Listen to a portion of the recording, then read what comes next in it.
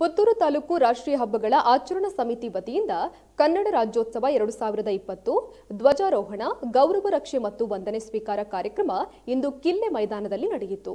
ಕಾರ್ಯಕ್ರಮದ ಉದ್ಘಾಟನೆ ಮತ್ತು ರಾಷ್ಟ್ರ ಧ್ವಜಾರೋಹಣ ವಂದನೆ ಸ್ವೀಕಾರವನ್ನು ಪುತ್ತೂರು ಉಪವಿಭಾಗದ ಸಹಾಯಕ ಆಯುಕ್ತ ಡಾಕ್ಟರ್ ಯತೀಶ್ ಬುಳ್ಳಾಲ್ ನೆರವೇರಿಸಿದರು. ಹಾಗೂ ಕಾರ್ಯಕ್ರಮದ ಅಧ್ಯಕ್ಷತೆಯನ್ನು ಮತ್ತು ಕನ್ನಡ ಧ್ವಜಾರೋಹಣ ವಂದನೆ ಸ್ವೀಕಾರವನ್ನು ಪುತ್ತೂರು ವಿಧಾನಸಭಾ ಕ್ಷೇತ್ರದ ಶಾಸಕ ಸಂಜೀವ ಮಠಂದೂರು ವಹಿಸಿದರು. ಮುಖ್ಯ ಅತಿಥಿಯಾಗಿ ಪುತ್ತೂರು ಉಪವಿಭಾಗದ ಸಹಾಯಕ ಪೊಲೀಸ್ ಅಧೀಕ್ಷಕ ಲಖನ್ ಸಿಂಗ್ ಯಾದವ್ ಭಾಗಿಯಾಗಿದ್ದರು.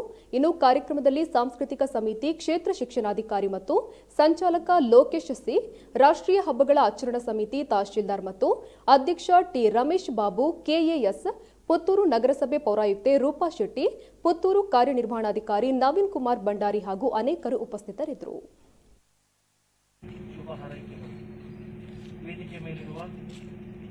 ಜನಪ್ರಿಯ ಶಾಸಕರಾದ ಶ್ರೀಯುತ ಸಂಜೀವ ಮಠಂದೂರು ಪುತ್ತೂರು ನಮ್ಮ ಸರ್ಕಾರದ ವತಿಯಿಂದ ಲ್ಯಾಪ್ಟಾಪ್ ವಿತರಿಸಲಿಕ್ಕಿದ್ದೇವೆ. ಲ್ಯಾಪ್ಟಾಪ್ ವಿತರಣೆಯನ್ನು ಈಗಾಗಲೇ ಇಲ್ಲಿ ನೀಡಲಿಕ್ಕಿದ್ದೇವೆ. ಮಾನ್ಯ ಶಾಸಕರು ಮತ್ತು ವೇದಿಕೆಯಲ್ಲಿ ಇರುವಂತಹ ಎಲ್ಲ ಪ್ರಸ್ತುತ ಇದರಲ್ಲಿ ಅತ್ಯಂತ ಕಾಕತಾಳೀಯ ಏನೋ ಗೊತ್ತಿಲ್ಲ, ಪ್ರೌಢಶಾಲೆ, ಪದವಿ ಪೂರ್ವ ಪ್ರೌಢ ವಿಭಾಗದ ಶಾಲೆ ಕಾಣಿಯೂರು. ಸೊ 3 ವಿದ್ಯಾರ್ಥಿ ನಾವು ಮುಂದಿನ ಒಂದು ಮಾದರಿಯಾಗಿ ನಮಗೆ ಎದುರು ಕಾಣ್ತಾ ಇದ್ದೇವೆ.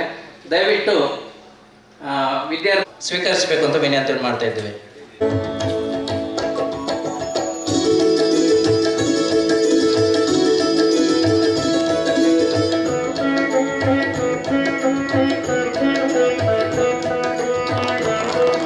ಜೈ ಕರ್ನಾಟಕ. ಕೃತಜ್ಞತೆಗಳು. ಕಾರ್ಯಕ್ರಮವನ್ನು ಮುಂದುವರಿಸುತ್ತಾ ಧನ್ಯವಾದ ಎನ್ನುವ ಕನ್ನಡ ನರಕ ಕೀಳ್ಸಿ, ನಾಲಿಗೆ ಸೀಳಿಸಿ, ಬಾಯಿ ಒಳಗೆ ಹಾಕಿ ದೃಢ ಮೂಗ್ನಲ್ಲಿ ಕನ್ನಡ ಮಾತಾಡ್ತೀನಿ ಅಂತೇಳಿ ನನ್ನ ನಾಲಿಗೆ ಸೀಳಿದ್ರು ಬಹುಶಃ ನಾನು ಮೂಗಲ್ಲಿ ಕನ್ನಡ ಮಾತಾಡ್ತೇನೆ ಎನ್ನುವಂತ ಕನ್ನಡ ಅಭಿಮಾನವನ್ನು JP ರಾಜರತ್ನಂ ಹೇಳ್ತಾರೆ. ಅಂತ ಕವಿ ಶ್ರೇಷ್ಠರು ಇದ್ದಂತ ನಾಡು ನಮ್ಮ ಕನ್ನಡ ನಾಡು. ಇನ್ನು ಕುವೆಂಪು ಅವರ ಕಾವ್ಯ ಬಹುಶಃ ಅವರ ಅವಿನಾಭಾವತೆಯನ್ನು ಬಹುಶಃ ನಾವು ಕಾಣ್ಬೋದು. ಕನ್ನಡವನೇ ಕುಣಿದಾಡುವುದೆನ್ನ ಎನ್ನದೆ ಕನ್ನಡಯನೇ ಕವಿ ಕಿವಿ ನಿವುರುವುದು ಅಂತ ಹೇಳ್ತಾರೆ. ಹೀಗೆ ಒಂದಷ್ಟು ಕವಿಗಳು ಕನ್ನಡ ನಾಡಿನ, ಕನ್ನಡ ಭಾಷೆಯ, ಕರ್ನಾಟಕದ ಪರಂಪರೆಯನ್ನು ಈ ದೇಶಕ್ಕೆ ಮತ್ತು ಜಗತ್ತಿಗೆ ಪರಿಚಯಿಸಿದ್ದಾರೆ.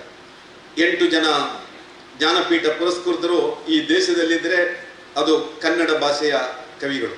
ಅಂತ ಶ್ರೇಷ್ಠ ಕನ್ನಡ ಸಾಹಿತ್ಯ ಇರುವಂಥ ಒಂದು ರಾಜ್ಯ ಕರ್ನಾಟಕ.